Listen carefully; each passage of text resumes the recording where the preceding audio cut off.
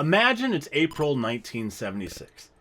It's late. The lights are off in the Atari factory in Los Gatos, California. Two guys are hunched over a workbench. One of them a low-level technician at Atari, the other his friend who snuck in after his day shift at Hewlett-Packard. They have 4 days to build a game nobody else at Atari wanted to make. They were going to stay up all night, every night, until it was done. The technician told his friend the bonus was $700. They'd split it. What he didn't say, and what he wouldn't say for years, was the real bonus was $5,000. The friend built something so elegant that Atari's engineers couldn't reproduce it. They had to scrap it and start over. But the 4 nights the friend spent on that workbench, the logic, the circuitry, the way he learned to think about graphics and sound, would go directly into the design of a computer that changed the world. That technician was Steve Jobs. And the friend was Steve Wozniak. And the game was Breakout. We're talking about all this and more on This Week in Video Game History.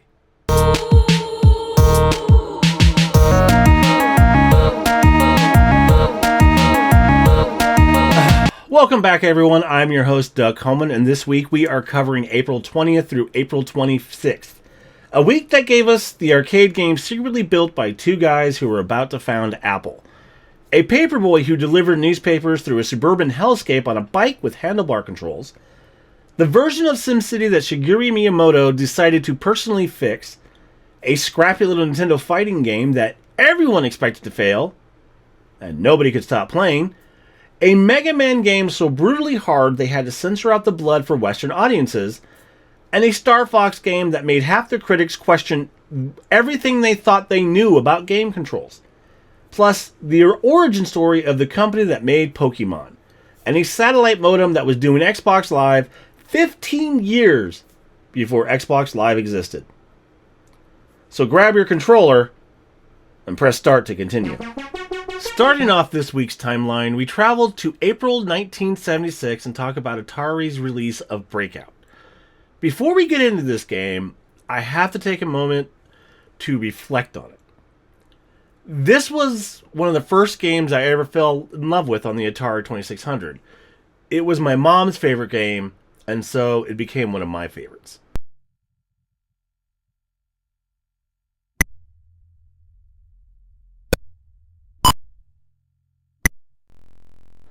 Breakout is the game that launched a friendship, destroyed it, and accidentally designed the Apple II. Steve Jobs scammed Steve Wozniak out of thousands of dollars in bonus money building this thing. Woz's circuit design was so elegant that nobody at Atari could figure out how to replicate it for mass production. They scrapped it and rebuilt it from scratch using twice the chips. Woz didn't care. He learned everything he needed to build something bigger. Breakout spawned an entire genre, directly inspired Space Invaders, and sits at the origin story of two of the most important companies in Silicon Valley history. Not too bad for a paddle game.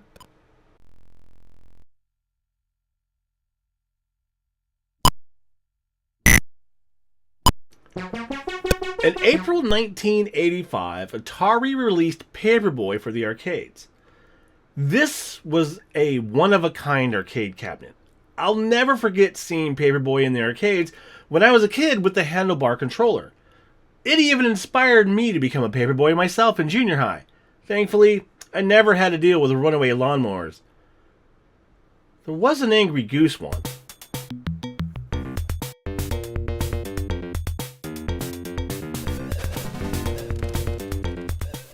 The handlebar controller wasn't a gimmick. It was the whole point. You were a kid on a bike. You threw newspapers. Tornadoes, Grim Reapers, and runaway lawnmowers tried to kill you in broad daylight in the suburbs. The concept came from a designer who sketched it on a cocktail napkin in 1983. Atari put it in every cabinet shape imaginable.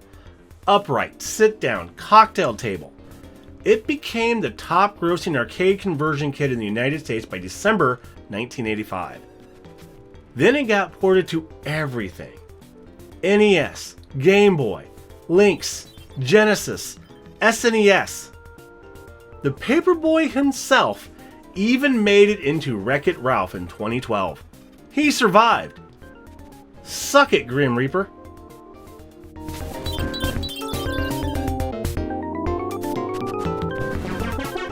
April 26, 1991, SimCity came out on the Super Famicom in Japan. When I heard SimCity was coming to the Super Nintendo, I never thought it would work. I always loved it on the PC. How would it work on a controller?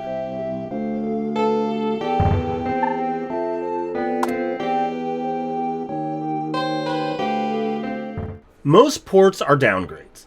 This one was a renovation. Shigeru Miyamoto personally oversaw the Super Famicom version of SimCity and essentially rebuilt it. New scenarios, richer graphics, and the brand new helper character, Dr. Wright, created specifically for this version. Dr. Wright went on to become an assist trophy in Super Smash Bros. Brawl 17 years later. A city building simulator supervised by the creator of Mario, with a character who lived long enough to appear in a fighting game. That's the kind of footnote that this medium runs on.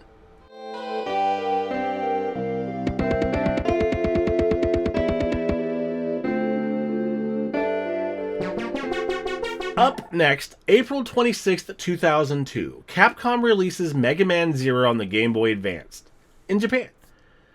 The game was so violent that Capcom had to remove the blood before it could be released outside of the country.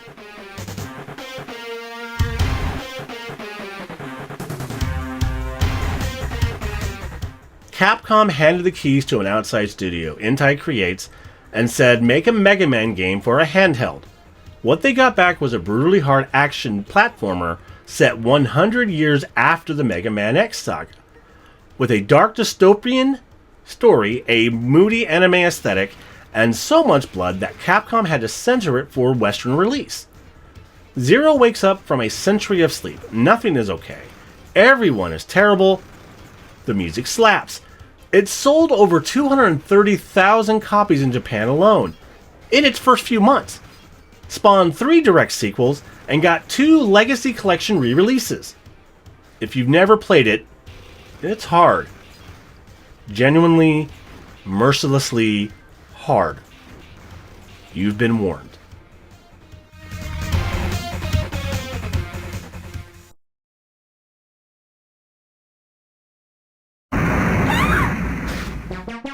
April 26, 1999, Nintendo released Super Smash Bros. On the Nintendo 64.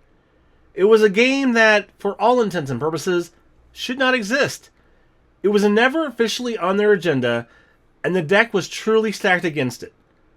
But it just goes to show you that side quests are sometimes the best paths to take.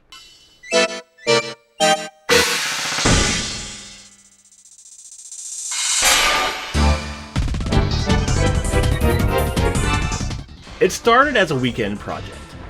Masahiro Sakurai built a small 4-player brawler on the side with Satoru Iwata quietly making resources available. Nintendo's own sales team didn't want it. They didn't want their characters punching each other. It launched with a tiny budget and almost no marketing. It sold 5 million copies. The sequel got a lavish budget, a massive roster, and launched on the GameCube.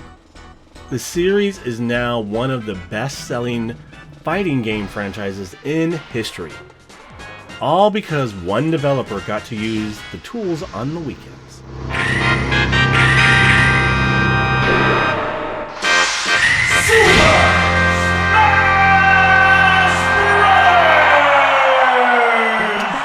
On April 26, 2016, Nintendo released Star Fox Zero for the Wii U.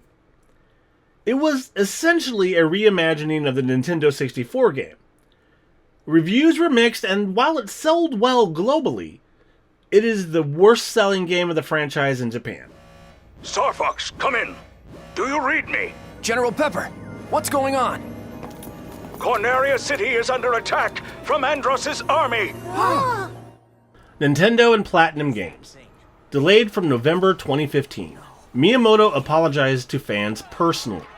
The controls required you to aim with the gamepad gyroscope while watching the TV for positioning, simultaneously, constantly. One critic at Polygon refused to assign a score because she found it too miserable to finish. Others loved it. It landed 5th in the US monthly sales for April and was never ported to the Switch.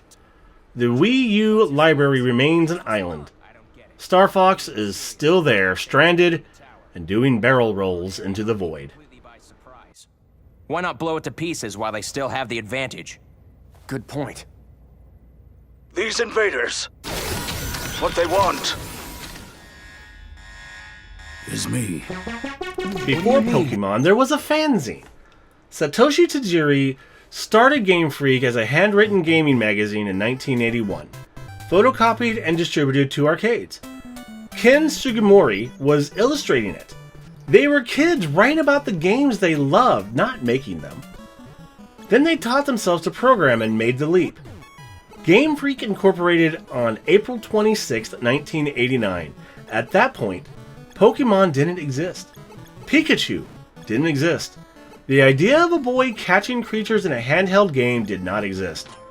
What existed was a guy who grew up catching bugs in the rice paddies outside Tokyo, who loved games and had something to say.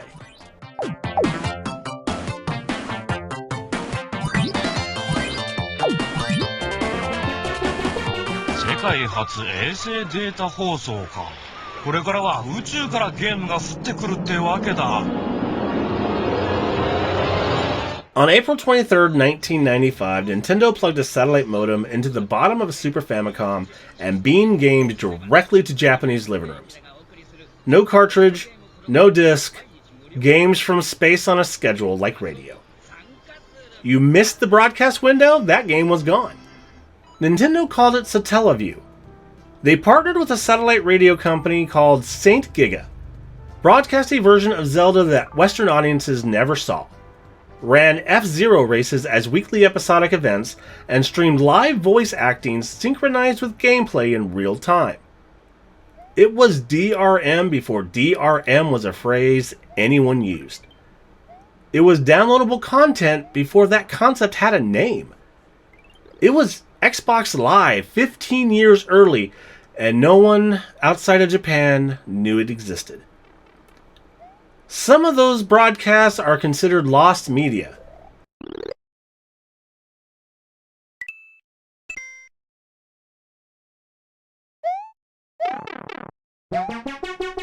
Imagine it's 4 in the morning somewhere in Los Gatos, California, 1976.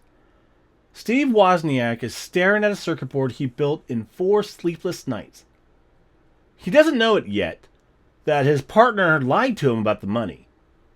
He doesn't know that what he just learned about logic, about graphics, about how a computer can talk to a screen is about to shape the machine that changes personal computing forever.